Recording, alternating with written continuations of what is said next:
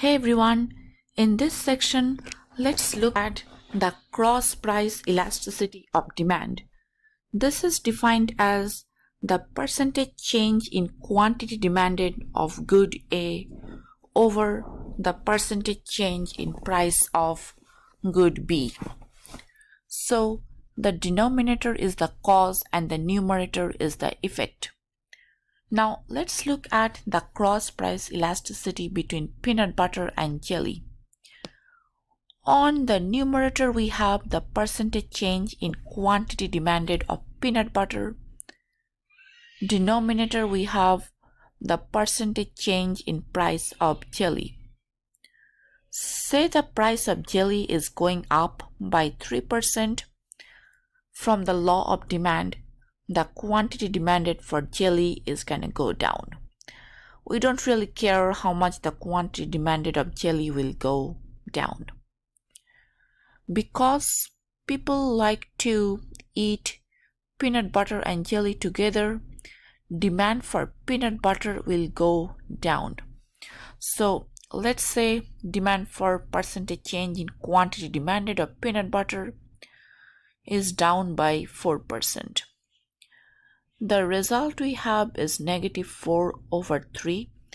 Over here, the negative sign is really what matters. If the cross price elasticity is negative, that means the goods in question are complements. Now take a look at two other goods, Coca-Cola and Pepsi. So the way we define the cross price elasticity between Coca-Cola and Pepsi is equal to the percentage change in quantity demanded of Coca-Cola on top over the percentage change in price of Pepsi. Let's say the price of Pepsi has gone down by 4%. If the price goes down, quantity demanded of Pepsi will go up. And at the same time, the demand for Coke will go down. It's because people want to drink either Coca-Cola or Pepsi, not both of them together at the same time. I don't know if anyone wants to do that. Say the percentage change in quantity demanded of Coca-Cola is negative 5%.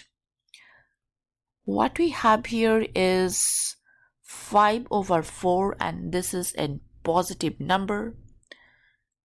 If the cross price elasticity between two goods is a positive number, this means the goods in question are substitutes. Now we are going to look at two other goods here. Take a look at shoes and ice cream. So just try to bring this thing here. The way we define the cross price elasticity between shoes and ice cream is percentage change in quantity demanded of shoes over the percentage change in price of ice cream. Let's say the price of ice cream is down by 3% and the quantity demanded of ice cream is up.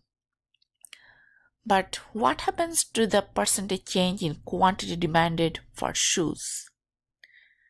Nothing. So my result is equal to 0. That means shoes and ice creams are unrelated items. To do a quick recap here, if the cross price elasticity is a negative number, the goods are complements. If the cross price elasticity is positive, goods are substitutes. If the cross price elasticity is equal to 0, that means the goods are unrelated.